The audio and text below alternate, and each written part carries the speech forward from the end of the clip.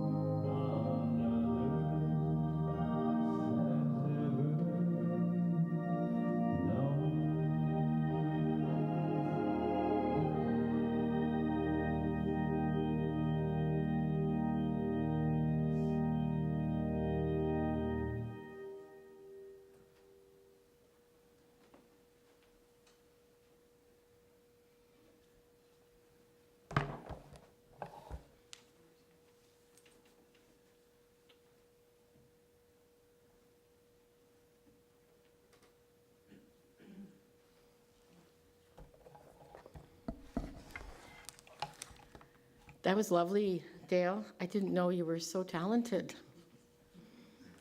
That's nice. Welcome, everyone. A few of you here already know me. I'm Reverend Sherry, but just call me Sherry.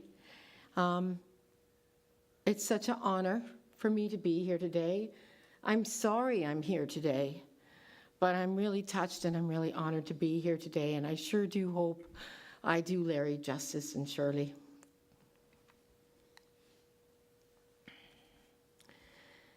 Death is nothing at all. I have only slipped away into the next room. I am I, and you are you. Whatever we were to each other, that we are still. Call me by my own familiar name. Speak to me in the easy way which you always used. Put no difference in your tone. Wear no forced air of solemnity or sorrow. Laugh as we always laughed at the little jokes we played together. Play, smile, think of me, pray for me. Let my name be ever the household name it was. Let it be spoken without effort, without the ghost of a shadow on it. Life means absolutely unbroken continuity. What is death but a negligible accident? Why should I be put out of your mind because I am out of your sight? I am waiting for you an interval, somewhere very near, just around the corner, all is well. Where do we go when we feel that nothing is left? What do we do when we feel that our whole world has fallen apart and we have nothing to hold on to? And how can we believe in something we cannot see? Where is love when we feel we will never love again? One of the greatest challenges that all of us meet is the challenge of change. And surely one of the greatest challenges, and indeed the most mysterious of all, is this one that we call death. What happens when an individual goes through this experience called death? I believe it is simply the separation of the soul from a particular body. The body is merely the clothing that the soul has worn for a time. And in this process called death, the clothing is discarded and the soul goes on to meet its next divine enfoldment.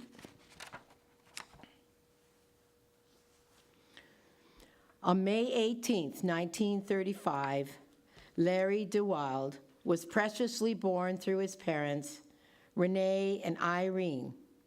Let us open ourselves and embrace the presence of his spirit, which will forever be within our hearts. I believe that he is here in the whole of all that is, which we as human beings cannot totally understand. Today, let us celebrate a life well lived.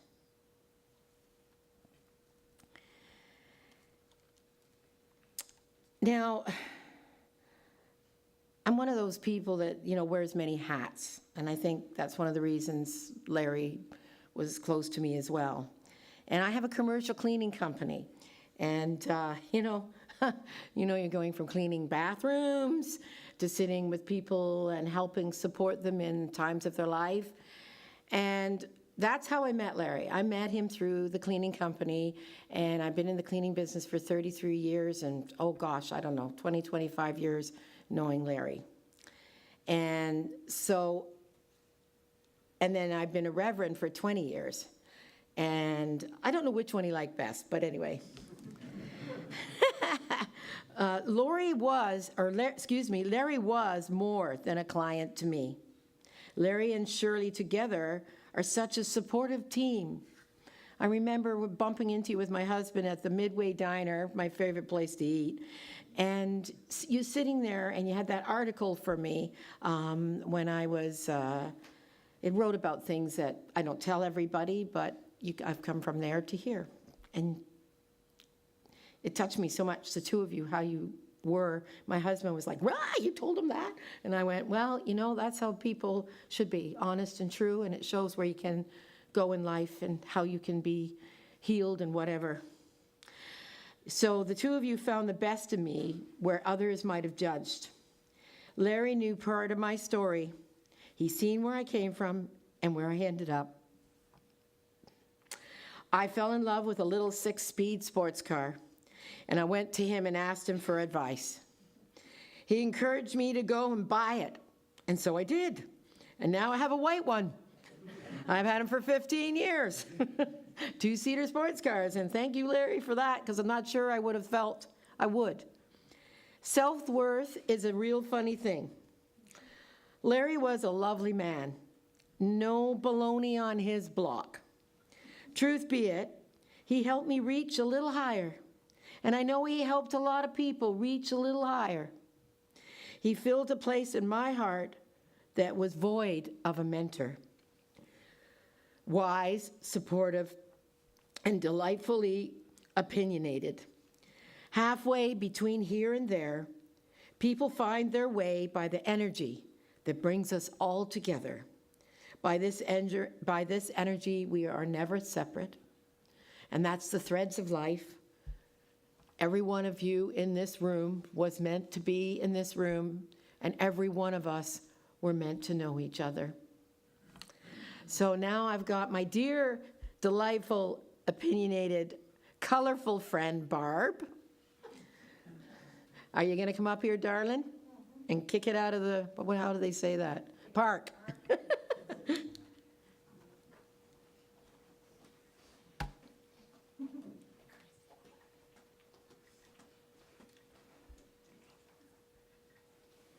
I thought Sherry was going to do an ad for her cleaning business. I'm really glad you skipped over that part.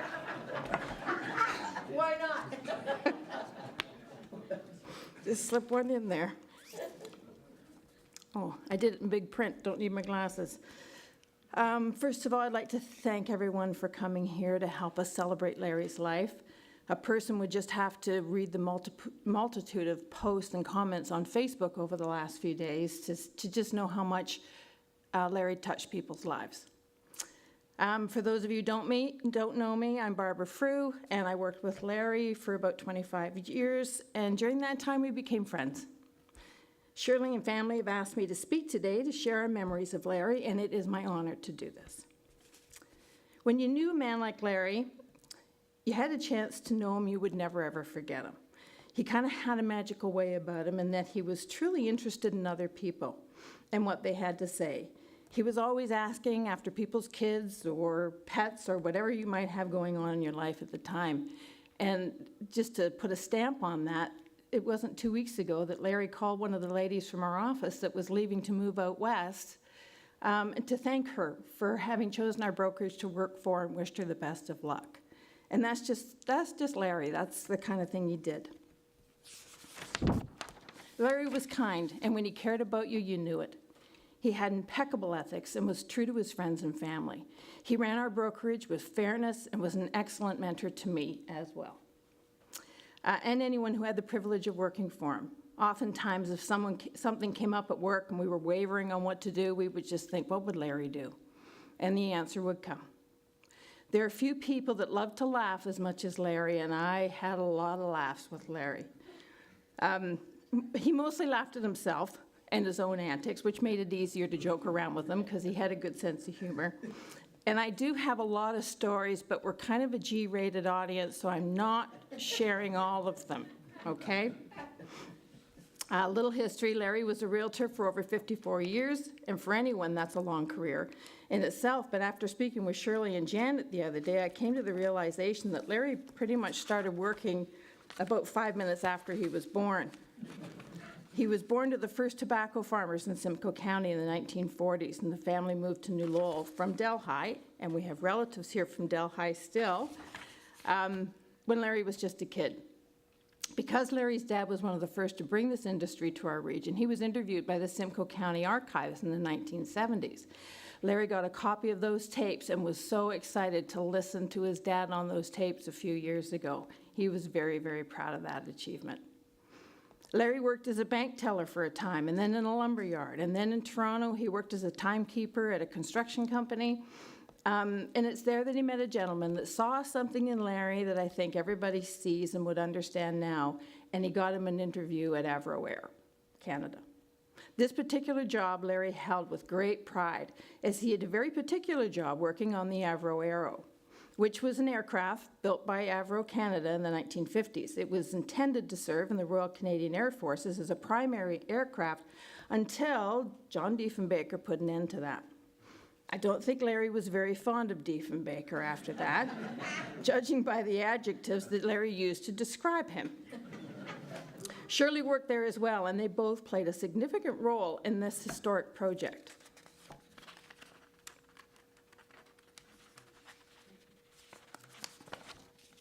They both worked a time at Canadian Tire. Larry was pounding the streets in those early years of their marriage looking for work and found himself painting, shelving, and stocking them. The softer side of Larry that he didn't let everyone know was his love and devotion to his lovely wife, Shirley. Married 65 years this past June, which is another amazing accomplishment. Most of the credit Larry would have given to Shirley for her patience.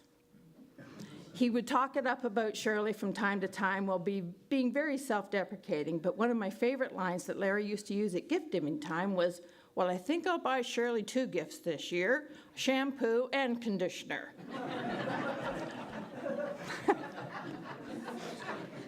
When in truth, we all knew how much he loved you, Shirley. He never tried to hide that.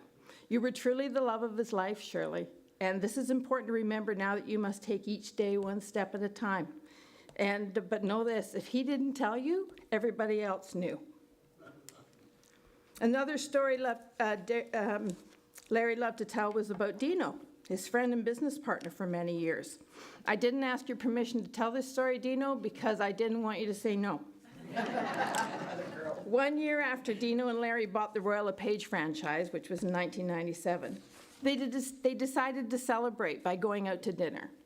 I don't know where Shirley was this particular dinner. It was just Larry and Dino. The waiter came over to take their drink order, and Dino suggested that they get an expensive bottle of wine and told the waiter that they were partners celebrating an anniversary. Every time Larry told that story, he would laugh till he nearly cried. Dino, he loved you very much, and he held you in the highest regard. He trusted you without question, and he always said you couldn't have ever asked for a better business partner and a friend, and knowing that Larry's work ethic, that was the highest praise. You and your family always included Larry and Shirley in whatever celebrations you were having, and he never ever took that for granted. That trust extended to Debbie and Glenn Watson. Debbie worked for Larry on and off since the early 80s, and he got the biggest laughs talking about you raising your boys. Often telling the time that they made sleds out of cardboard and used your staircase as a hill. That one may have ended the hospital trip, I'm not sure, but those antics of your kids, I think Larry could relate to. There was one little story that I wasn't going to share, and it just keeps popping into my head, even though I didn't write it down. And speaking of children and antics, there was something about his parents having collected sap, maple sap to make maple syrup, and he and his friend decided to pee in the buckets. Just saying, that was a long time ago, so don't ever think about that when you're drinking maple syrup.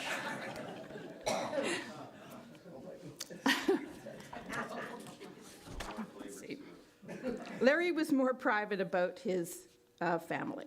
He would never divulge someone else's business in that way, and he was extremely loyal to his personal relatives. He instinctively knew what could be said and with whom, and very quickly he could eye up his audience. Never inappropriate, always the gentleman with a little bit of an imp inside. In speaking with Janet this week, I was not surprised to learn that Larry and Aunt Shirley were role models to their nieces and nephews. Being good people with strong moral compasses was enough to influence the other members of their family. Shirley, you have 2 lovely nieces in Lisa and Janet, and you have other family and friends to help support you in the days to come, so don't forget that. No more lifting patio stones in the backyard by yourself. The world's a sadder place without Larry in our lives, but he touched every one of us, and he's left memories that we will cherish forever. Rest in peace, boss man. Thank you.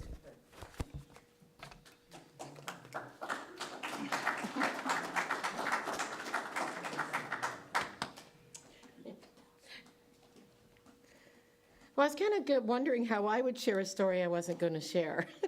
You kind of opened the door. And it's the recliner chair story. So maybe Shirley isn't picking up, they're not picking up any more stones, patio stones. So I'm in the house there the other day, and there's this, Shirley's sitting in this big comfy recliner chair and starts to tell the story about the recliner chair. So she'd get a carpet, tell me if I'm wrong, she'd get a carpet, fold her other carpet back, and he had 2 chairs he loved. And she would put the darn chair on the carpet. Now, guys, this is not like a poster for all wives should do this, okay? She'd put the chair on the carpet and drag it to the other room and drag the other one back so he'd have the chair he wanted to sit in. She's a peanut. Anyways, strong.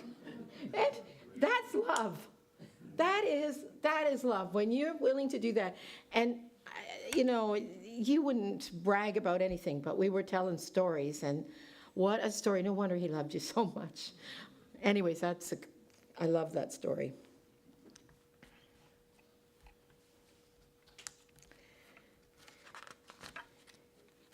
Larry truly is one of the most ethical people I have ever known. And he always said actions talk. People can talk and talk and talk and talk, say they're going to do this, going to do that, going to do the other. But it's when they really do it that's the deal. And he was the deal that way. Another little story about Shirley and Larry. So they both ended up in Everett. And Shirley was saying, and as you can see, what a lovely, handsome couple. Still handsome today, but so Larry comes into Everett, and he's the new kid on the block. And all the rest of the boys are like farmers and drugs and smokers and not that appealing to all the girls. So there's a whole bunch of Everett girls, right? And all the Everett girls see this good-looking guy coming to town, so they're flocking to him. Shirley won the prize.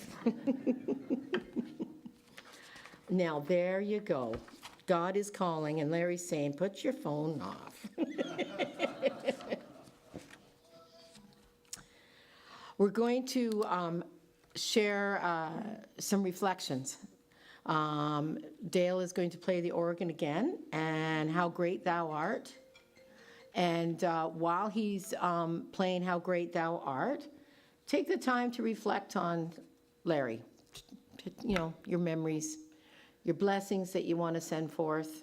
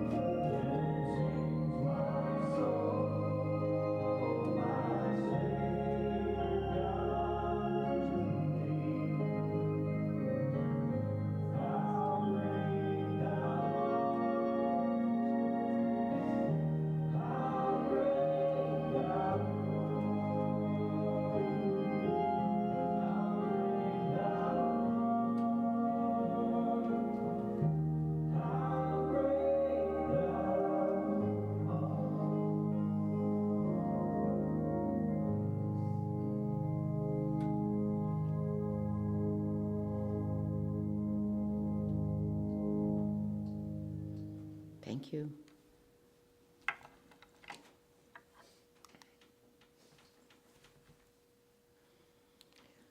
Now, I think everybody in here has a pretty close relationship to Larry.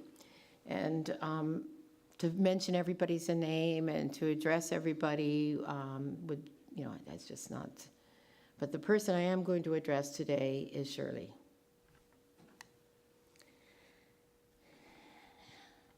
You both had eyes for each other, pure and true soulmates, for sure. I know that you feel you will never be the same, and indeed you will not. And I would hope that our prayer is that your grief might move through you gently. May you not give in to the dark side of sorrow, but rather let its light illuminate you.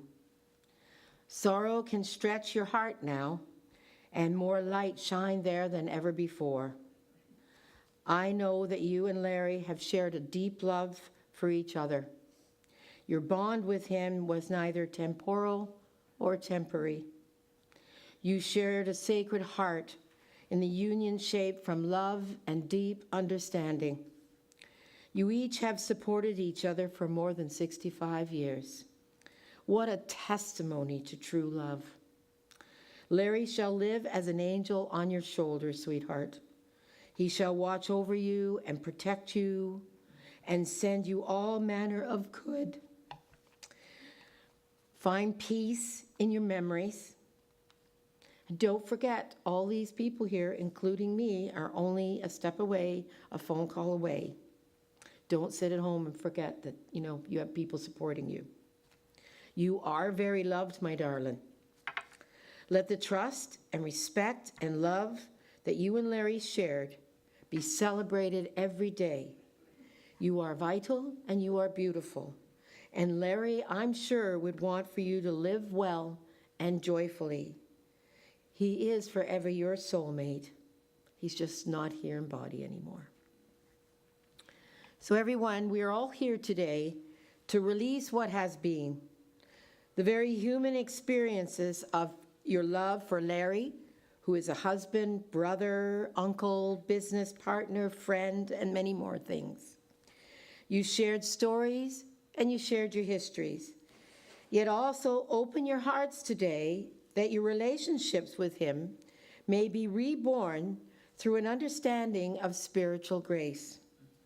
We can release what was, and we can make room for what shall be, as we testify within our minds that life does not end, but merely transmutes, that today we can say goodbye, and yet we can also say hello. We say goodbye to the physical focus of our relationships with Larry, and in letting go, we transmute this life experience into a heavenly one. Excuse me.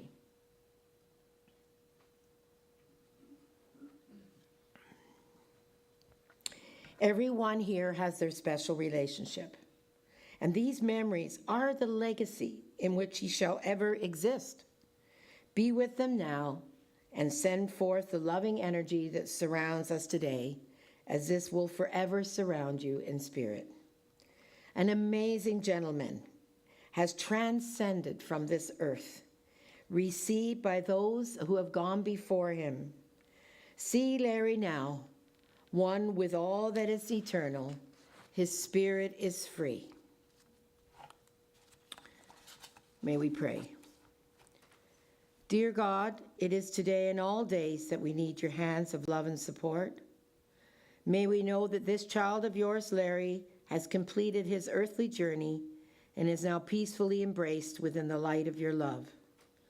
Let us not feel broken, but rather upheld by the knowledge that he is traveling through his spiritual journey, one we must all take. We say thank you, God, for we know that grieving is part of healing, and through the challenge of life and death, you are here blessing us as we travel this road of healing, finding peace. Let us know that in each breath, that healing light, may our questions be answered, and may we embrace this gift of life and know that even though we leave this earthly body, there is more.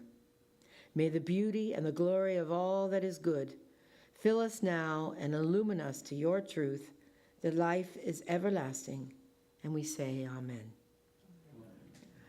The measure of life is not how long we're on earth, as much as how we have touched others. Larry has touched many with his spirit, quick-witted, determined, supportive, reliable, not a quitter, a devoted husband, successful businessman, a committed friend. He enjoyed life. And I believe his wish would be that each of us become stronger and live each day as if it was the last. Waste not that which is yours, and let this be a legacy. Now, if you would all like to share in the Lord's Prayer, if you would like to hold hands, if you're comfortable, let's share in the Lord's Prayer.